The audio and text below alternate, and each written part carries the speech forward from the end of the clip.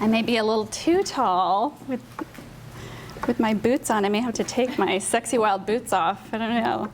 It's good. Is it? It feels comfortable. It looks good here. Okay. Yeah. All right. It is such an honor to be standing up here with all of you. I have been a fan of Jessica's and Femme Talks, and have sat in that audience numerous times. And so it's a real privilege and honor to be asked to present to all of you today. So I'm curious, how many of you out there feel like you have a close relationship with your inner wild woman? Hola. Wow. That's a lot more than I was expecting. That's great. Okay, and those of you who raised your hands, just throw out a couple ways that your inner wild woman expresses herself. How does she show up? 6. Whatever I feel like. Every moment. Dancing. Yeah. Yeah. How I play with the men of power in the world. Growling. Standing up. Right.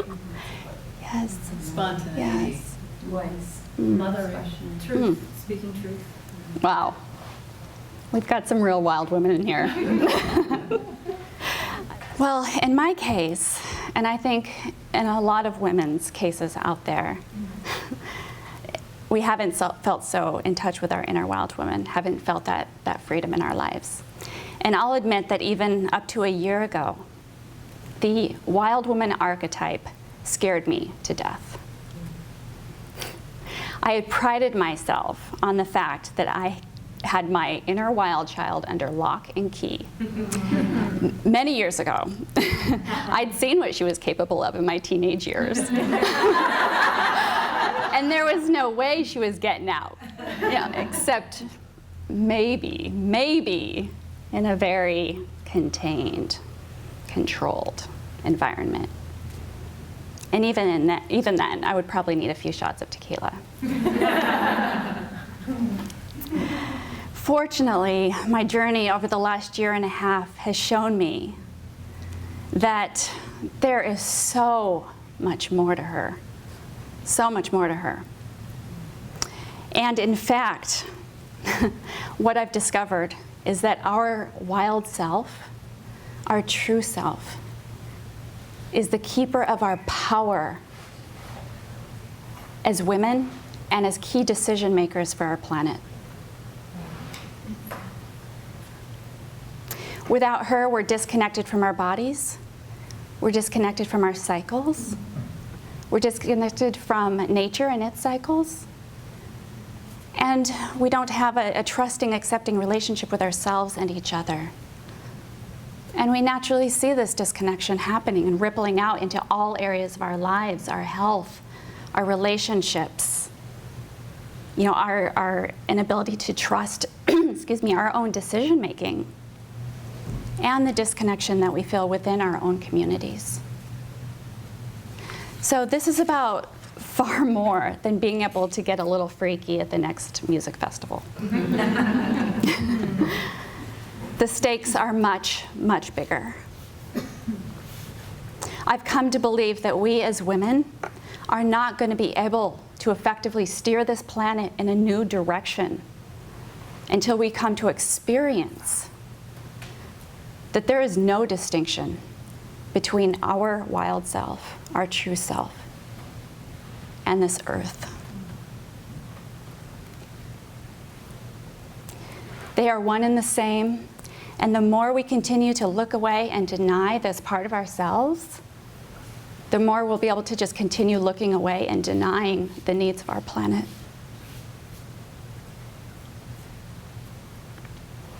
So I'm going to share how I came to understand this for myself and how I have been able to reconnect with my inner wild woman in a way that has come about very naturally.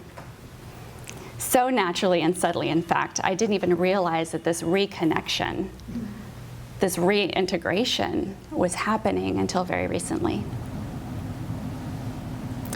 So I live in the Redwoods now, and there is nothing my inner wild woman, who I call Wild Rose, loves more than to be out in the quiet serenity of nature. That is where she feels most alive and free. I can feel my primal instincts getting turned on like a switch. I tune into every sound, every bird's chirp, every snap of a twig. Every movement in the brush grabs my attention. I find myself becoming highly sensual out there as well, which is a complete contrast from when I lived in the Bay Area for 21 years and I carried around a bottle of antibacterial gel with me at all times. I didn't want to touch anything, you know? And that completely changed when you know what I'm talking about? When I moved to nature, I was like, oh my God, I just want to touch everything, the plants and the trees, and run my hands through the damp, spongy, thick moss that grows everywhere. And to grab, handfuls of decaying wood and leaves, and it's just intoxicating. Sometimes if I just sit and I watch, I'll actually see the ground come alive with life around me. Nature nourishes me and invigorates me and energizes me like nothing else. Nature is definitely my drug. I get really playful out there. Nature is my inner child's playground. I climb trees again, and I climb boulders, and I hike up trails with my puppy and chase her around open sunny top meadows. And I have discovered a new passion. I have a new hobby of making nature art out of bones and feathers and shells and pretty rocks that I find. And it makes perfect sense that our inner wild woman would be so interconnected with our inner child. Because when we're children, there's no separation with our wild self. Yeah, I think the mothers in the room could vouch for this, that children are pretty wild, you know? So my experience of reconnecting with my inner wild woman has come through first reconnecting with my inner child. And I'm gonna tell you a little story. When I was 3 or 4 years old, my family nicknamed me Mud Pie, because I loved the dirt. Loved the dirt. And when I discovered what happened when you mix dirt and water, oh my God, a whole new world opened up. It wasn't unusual for my family to find me outside, having taken off all my clothes, sitting naked in a mud puddle, drenched from head to toe, making mud pies for my imaginary tea guests.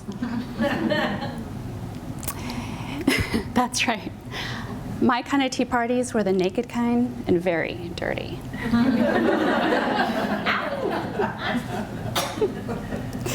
I just loved the mud. I'd put it on myself, put some on my little brother, and I ate a fair amount too. Mud Pie loved running free and playing outside in the pastures near my home, where I grew up in Montana. One of my happy places to this day is a memory of being about 7 or 8 years old and lying in an open pasture behind my home, my arm dangling in a stream. And I still can vividly feel the warm sunshine on my body, the smell of manure in the pasture, and the mystical feel of the breeze blowing above me.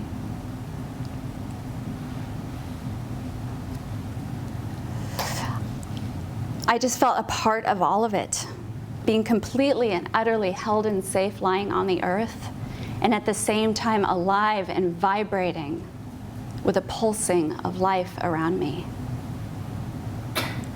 I believe that was my first kind of awakening, this kind of waking up to this all-consuming experience that we are connected to absolutely everything around us.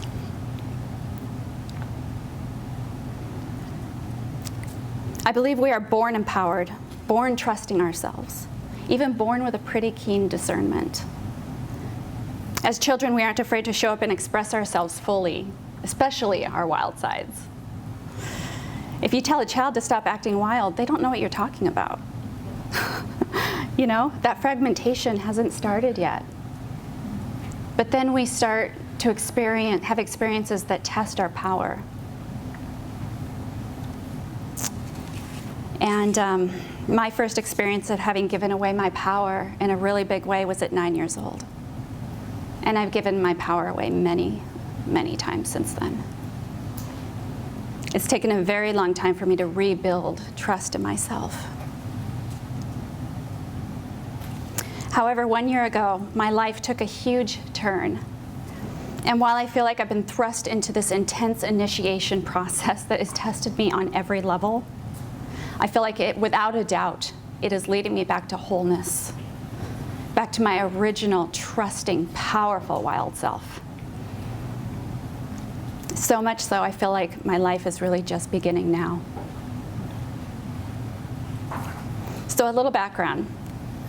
When I was 16, I got the opportunity to move from rural Montana, where I'd grown up, to California, and I leapt at the chance.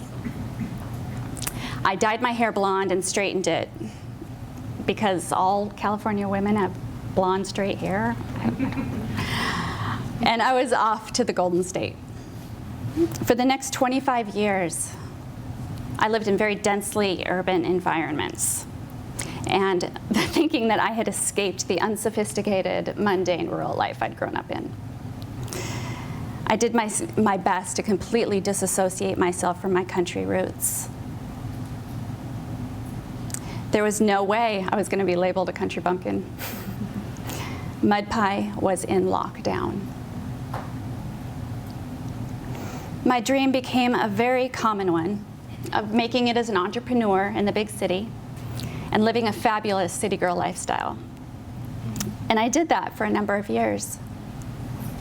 I had an adorable apartment in the chic San Francisco neighborhood of Hayes Valley, a closet full of designer clothes, and successful boyfriends. Sure, I was working 12 to 14-hour days trying to build my videography business, and I was exhausted, but that's just how it works, right? Until one day, my hair started falling out. And then I had a harder and harder time getting up in the morning, and I'd crash around 3 p.m. I wasn't happy. I had severe adrenal fatigue and a hormone imbalance at that point. I just couldn't physically do it all anymore. So, reluctantly, I decided to put my things in storage and move in with my grandmother. Over the next year, I watched as my videography clients dwindled down to 0. My heart just wasn't in it. I couldn't bring myself to edit one more video. I had no idea how I was going to pay the few bills I had left. My credit cards were maxed out, and at one point I had a negative checking account balance of $1,000, which is the limit, by the way. FYI. I spiraled into a depression, and the anxiety brought on a nasty case of chronic hives. I was a mess, physically, emotionally, and financially. Then one day, I dragged myself out of bed. I sat down and closed my eyes. And I asked myself, where should I go? The answer was immediate and loud and clear. Move to nature. Suddenly, my entire body relaxed, and I smiled, which was a little nod to my soul who had been whispering those words to me for many, many years. I was finally ready to let go of the woman I wanted to be and embrace the woman I had been all along.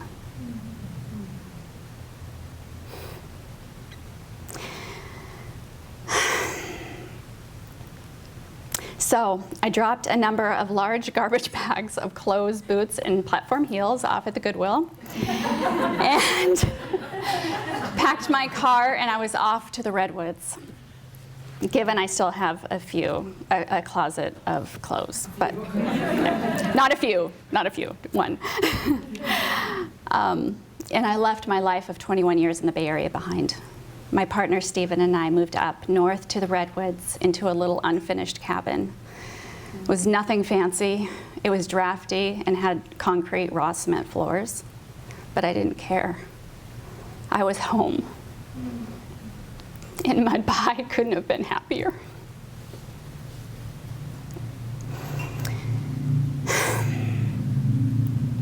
Over the next 8 months, I sat outside under those immense redwood trees and did very little but allow nature to heal my body from the cellular level out. My hair grew back, and my adrenal system is recovering. I call the year I moved to the woods my year of living.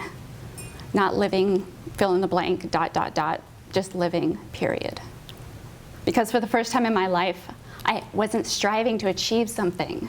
I had no goals. I had no idea what I was going to do with my life, and I didn't care. I was home. I knew I was where my soul had been leading me back for decades, and I knew that in time the answers I was seeking would come. In the meantime, I handed Mud Pie the reins and got a little wild.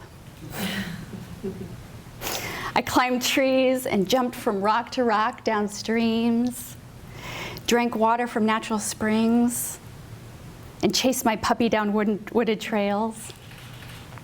And to Mud Pie's delight, I dug my hands in the dirt again and planted a garden. I slowed way down. I began to experience what it really meant to rest and nurture myself. And those answers I was seeking did begin to come. Some have come on the wings of dragonflies, some from spiders, and some from trees. And at times I have even felt like the mountain itself was calling to me. I felt this deep ache and longing that seemed to be coming from deep in the forest, but the further I'd walk, the more it started to feel like it was coming from the center of the earth itself. Then over time, that ache started to transmute into rage. I started feeling things I had not felt in many, many years. It was a mixture of personal anger with an anger of what is happening to our planet. And connected to that was what I can only describe as a women's collective grief and rage going back 5,000 years.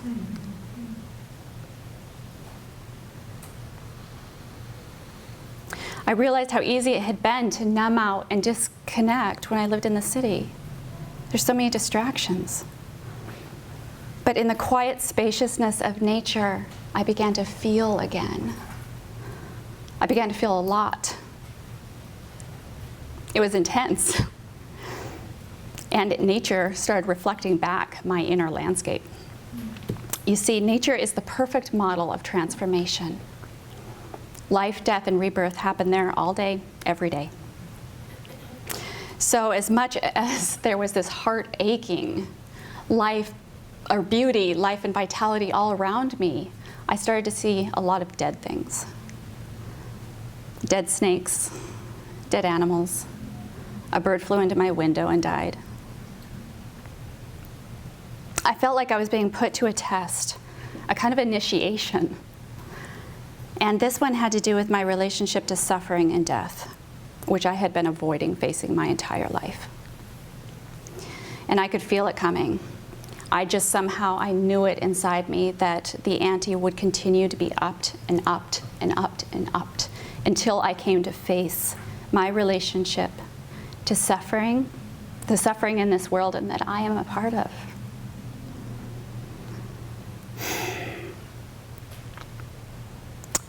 And I just knew. I knew that part of that initiation was going to involve my killing something. Mind you, I'm a 20-year vegetarian and was a 20-year vegetarian. and had prided myself on the fact that never in my life had I run over an animal. Animal suffering, I've been an animal lover since I was a little girl, and animal suffering is the worst form for me. Sure enough, after driving home with my partner from a movie one night, I ran over a raccoon.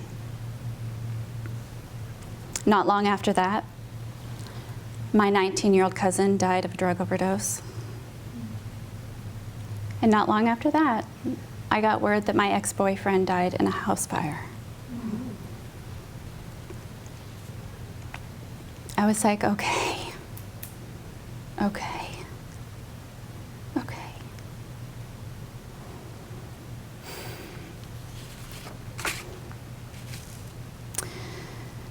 After that, things started to change in various ways. After 20 years of not eating meat except for occasional fish, I began eating buffalo and grass-fed beef on a semi-regular basis.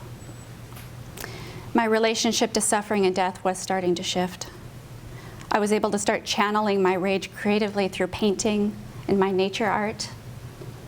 And last year I wrote and performed a one-woman stage show called Medusa Lives. The one thing I did not see coming, nor did I want to embrace, was the death of my relationship to the love of my life, Stephen.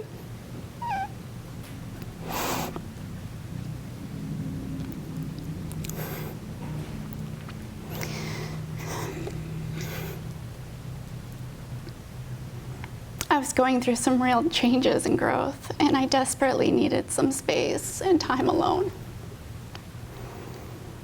So I decided to move out of our little cabin. I realize now that that was the final sacrifice of my previous self. That death cycle was now complete. So, how do we learn to trust our wild selves again? Well, the good news is, in my experience, it comes absolutely effortlessly when you spend time in nature. I'm not talking about a weekend hike up Mount Tam here. Rewilding ourselves takes time and a commitment to it. This last year brought me to my knees a couple of times. I've lost everything, including my love, Stephen, and my identity. All I could do is trust, and I've been rewarded in amazing ways. So now that's all I go on. I trust life, and I trust, and nature is showing me how to trust myself, trust my intuition again. I've unplugged from the matrix of noise and confusion and self-doubt and not belonging, and I've plugged back into her. The place of sensing and feeling and listening and trusting and clarity. Home. I feel everything deeply now, as you can see.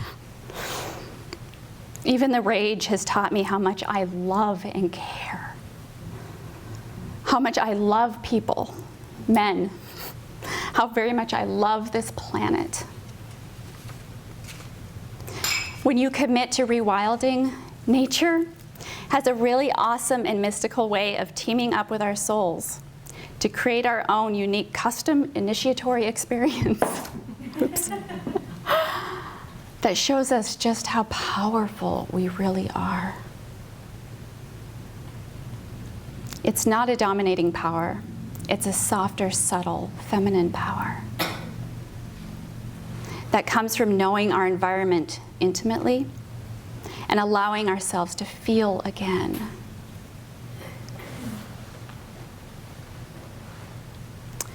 Even the rage. Because what's underneath the rage is grief. And what's under the grief is love and compassion. But we can't get to the love and compassion by bypassing the pain and the death cycle. That's where the transformation happens. where we face what we've been avoiding and we release it as compost to the earth.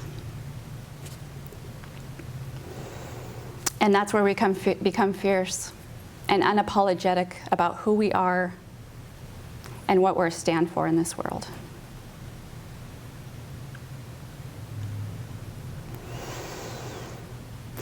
To fiercely defend something means that you care deeply.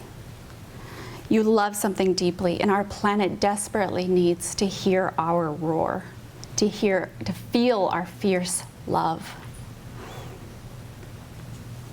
When you realize that nature is the source of everything you'd long ago forgotten you'd always wanted,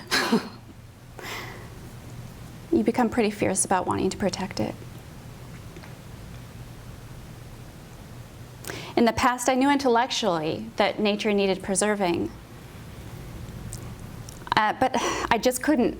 I didn't feel passionate about it as a cause, and now I know why. I didn't have a personal relationship to it. Now my desire to protect her is very much rooted here. Very much rooted here, and rooted in the actual dirt. And to the plant, animal, and insect world, I feel an intimate spiritual connection with. Nature healed my body and saved my spirit by reminding me of who I really am and where I belong, which is in the dirt. Mud pie knew. I believe that before we can save the earth, save the wild, we have to rewild ourselves. That involves developing a healthy relationship to not only the life stage of the cycle, but the death stage too. It involves what Clarissa Pinkola Estes says, gathering up our bones, those banished, shamed, lost parts of ourselves.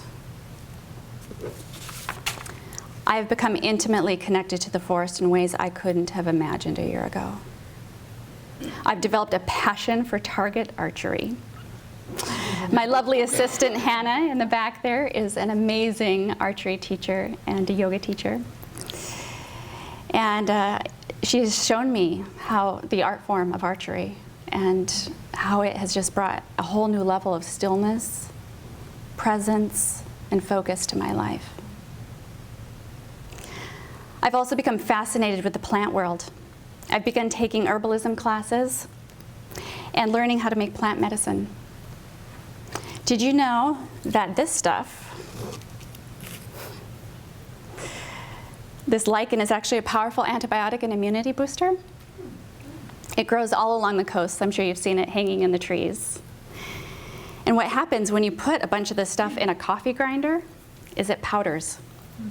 And then you can add some water to it and apply it to a wound, make a paste and apply it to a wound, and it actually heal the wound. Or if your child or you have bronchitis or strep throat, add it to some honey and it heals strep throat. It's that powerful. And it's abundant right here. These little tips, you might see them on some pine trees or redwood trees. They come out in the spring and they're delicious. And they're loaded with vitamin C. They're very tart and tasty, and I have a bowl in the back. You're welcome to help yourself to them at the break. When I first moved up there, I just loved how mossy it was. I was like, I don't know why, but all this moss makes me really happy. And now I know why. The forest is not just a place of health and vitality unto itself. It's a source of health, our health and vitality. Untapped, largely. This used to be women's common knowledge. The plant world is the wild women's realm. Women used to be the knowledge keepers of the plants. They were the original healers. They held a lot of respect in their communities for that reason. Now we barely know what veggies grow in our region and what's seasonal. We've lost our knowledge of how to stay healthy and how to keep our communities healthy, and thereby we lost our power. But this is changing. More and more women are relearning what I call the lost feminine arts. Nature has become an integral part of me now, and I feel a visceral constricting in my chest and abdomen when like my lifeline is being cut off when I consider moving away or back to a city. She's my lifeblood, and I can't tell you how good it feels to drink and refill from her source of life and truth again. So I'd like you to imagine with me for a moment a world of women with their feet firmly planted in the ground, in the dirt, refilled and sourced from her on a daily basis. Imagine a world of genuinely rewilded women, grounded in our true feminine power. Imagine what we'd be capable of. Imagine coming to the boardrooms of nonprofits and companies and our government from that place. Our spirits wild, our feet dirty, and our hearts fueled by a fierce compassion and love.